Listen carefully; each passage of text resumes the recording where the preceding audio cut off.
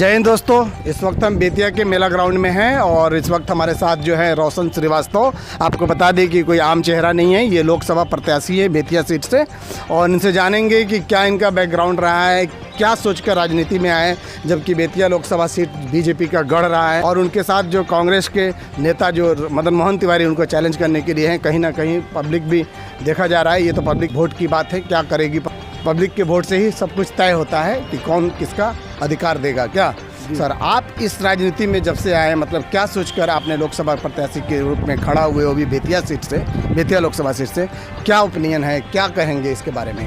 सबसे पहले मैं आप अपने आप को यहाँ कहाँ देखते हैं? सबसे पहले मैं प्रणाम चंपारण। एक्चुअली मुझे चुनाव लड़ना था यहाँ से और ये चंपारण की जनता चाहती है कि कोई युवा इस चंपारण के सांसद बने और चंपारण का विकास हो। और चंपारण के लोगों के दिलों में हम राज करते हैं और मुझे कोई स्टार प्रचारक की ज़रूरत नहीं है और ना मुझे ज़्यादा प्रचार की ज़रूरत है, क्योंकि मैं 20 साल से चंपारण की सेवा में लगा हूँ और यहीं से मैं यहाँ से तिरंगा यात्रा चालू किया था 20 साल पहले।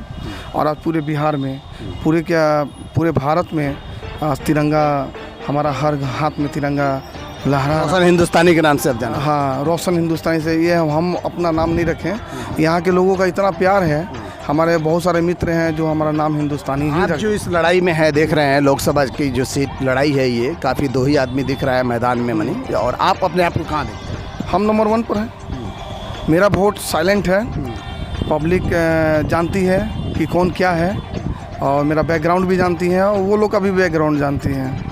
तो अभी तक तो मेरे हिसाब से क्या लग रहा है इस इलेक्शन में मुद्दा क्या होगा आपके तरफ से? मुद्दा यही है कि मैं चंपारण का विकास चाहता हूँ, लोगों का विकास चाहता हूँ और यहाँ जितनी भी सरकारी संपत्ति है, मंदिर है या बहुत सारा चीज़ है, हम ये नहीं चाहते हैं कि जो यहाँ के प्रतिनिधि हैं वो अपने पूर्वजों के नाम पर रखें। मैं ये चाहता हूँ कि यहाँ जो स्वतंत्रता सेनानी हैं, जो साधारण लोग हैं, जो सोशल में बहुत अच्छा काम किए हैं, उनके नाम पर रखाना। मैं आपसे पूछना चाहता हूँ, यहाँ का विकास तो हो ही रहा है, जब आप समझ रहे हैं कि कितने सालों से यहाँ विकास तो आप खुद देख रहे हैं, देख रहा है और जनता भी जानती है। लेकिन जनता भी आज की डेट में जो हमने सर्वे किया है, साइलेंट मोड में है कि क्या चाहती है, क्योंकि आज तक नेता चुनाव लड़ते थे और इस बार चंपारण की जनता चुनाव लड़ रही है, तो जनता तय करेगी किसको लाना है, किसको चेहरा पहना है। हाँ, ये जनता तय करेगी, वो हम नहीं बोल सकते हैं। लेकिन इतना मुझे विश्वास है कि जनता इस बार बदलाव के रूप में है। चलिए, मैं मान लो अगर बेतिया की लोकसभा सीट से अगर मान लीजिए यहाँ की जनता या युवा अगर आपको चुन कर लाते हैं, तो आपके पास क्या विजन है, क्या युवाओं के लिए आपने क्या सोचा है? युवाओं के मैं तो वादा उतना नहीं करूँगा कि 1 लाख ये कर दूंगा, 2 लाख, वो तो जो करने वाला था वो तो भाग गया मैदान छोड़कर, ठीक है। और दूसरा बात ये है कि मैं आज नहीं, मैं कोई बरसाती मेढक नहीं हूँ कि चुनाव आएगा तो मैं चला जाऊँगा हर घर में प्रणाम करने के लिए। मैं सारे युवा को बोला कि भाई आप जो 18 बरस 30 बरस जो भी हो, और आप किसी नेता के पीछे मत घूमें। आपका राजनीतिक बैकग्राउंड क्या है, क्या सोचकर मैंने सीधा आप लोकसभा में उतरे हैं या फिर कोई और चुनाव? नहीं, हम कोई चुनाव अभी तक नहीं लड़े और मेरे बैकग्राउंड में मेरे कोई नहीं है और आगे भी नहीं होगा।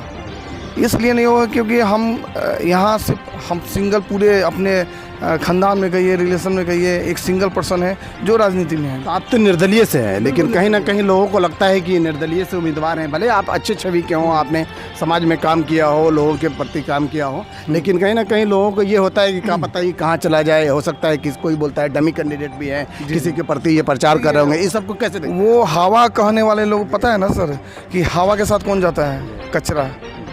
तो जो अच्छे लोग होंगे, जो भारी लोग होंगे, वो मेरे साथ आएंगे, जो कचरा होगा वो हवा के साथ जाएगा, क्योंकि उसको तो वहाँ उसको लालच है ना। अब मुझे तो कोई लालच नहीं है, मैं तो दाल रोटी में ही खुश हूँ। जिसको महल में रहना है, जिसको अपने सपना दिखाना है लोगों को कि मैं ये कर दूंगा, वो कर दूंगा, कुछ करूंगा है नहीं, सिर्फ अपने परिवार के लिए करूंगा, अपने को डेवलप करने के लिए करूंगा। बेतिया का विकास देख रहे हैं, जीएमसी हॉस्पिटल जो है वो तो बन गया, 850 करोड़ का प्रोजेक्ट है। सर जी, क्या देखते हैं आप? सर जी, ऐसा है कि मैं एक छोटा सा वर्ड कहना चाहूँगा कि ये लोग जितने लोग हैं ना 2022 से देशभक्त बने हैं, ये लोग का 2022 के पीछे उठा कर देख लीजिए बैकग्राउंड।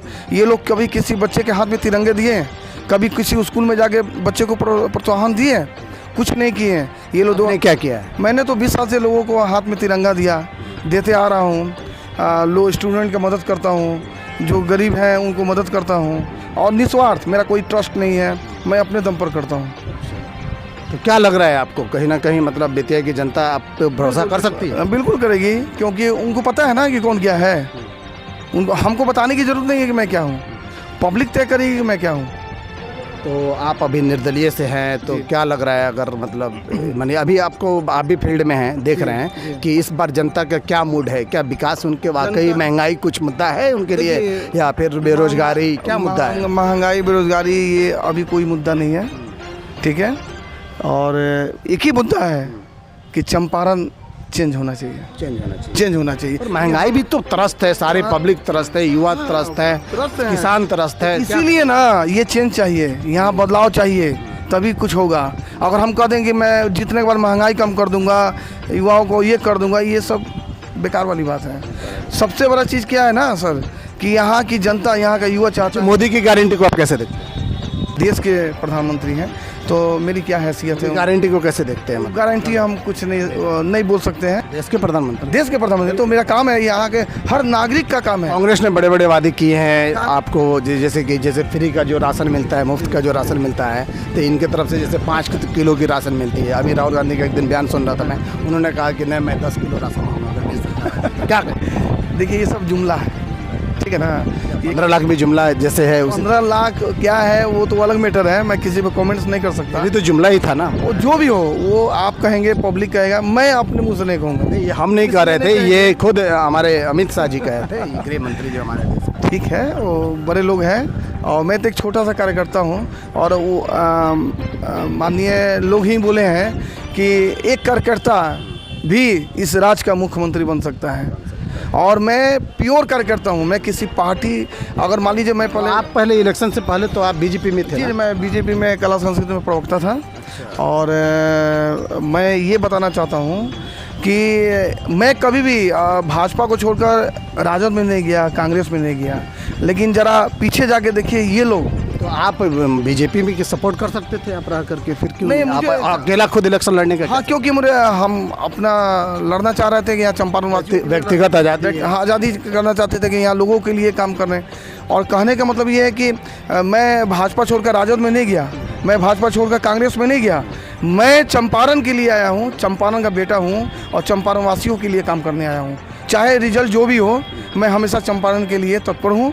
और यहाँ से भी हमेशा 20-25 जो भी संख्या है, प्रतिदिन जाते हैं पटना, किसी का तबीयत है, मैं हमेशा खड़ा हूँ। मैं ये सोच कर नहीं उन लोगों को मदद करता हूँ कि मुझे आने वाले समय में ये हमको फ़ायदा देंगे। ये देखेंगे, आपके बारे में जानने की कोशिश करेंगे, आपने क्या मदद किया, आगे भी बात करेंगे। और ये थे हमारे साथ रोशन श्रीवास्तव, जो कि इनका रोशन श्रीवास्तव उर्फ रोशन हिंदुस्तानी के नाम से भी जाने जाते हैं, तिरंगा के नाम से जाने जाते हैं। जी, बिल्कुल। और पब्लिक क्या चाहती है, आप खुद कमेंट में करें कि इनका विकास या ये कितने चर्चित चेहरे हैं, या फिर क्या कहेगी, वो तो 4 तारीख को ही पता चलेगा, जो तय होगा, रिजल्ट आएगा। और 25 को जो हमारे यहाँ क्या कहेंगे, 25 तारीख को जो लोकसभा, जो अपने यहाँ चुनाव है, उसके लिए क्या कहेंगे? बस सारे जनता को मेरा प्रणाम, और एक बार आप मुझे मौका दें।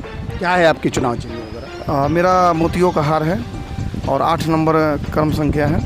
और मैं चंपारणवासियों को बस यही निवेदन करना चाहूँगा कि एक बार मुझे मौका दें और चंपारण के इतिहास को बदलें। मैं एज ए रिपोर्टर, आप सभी जितने भी हमारे व्यूवर हैं, देख रहे हैं, मैं सबसे विनती करता हूँ कि ज़्यादा से ज़्यादा वोट की परसेंटेज की संख्या में ज़्यादा से ज़्यादा वोट करें। बड़े बुजुर्ग, हमारे जो युवा पीढ़ी है, वो बढ़ चढ़ के हिस्सा ले, और एक एक वोट आपकी कीमती है। आपका वोट तय करेगा किसके सर से राज सजेगा। इसी के साथ जय हिंद। प्रणाम।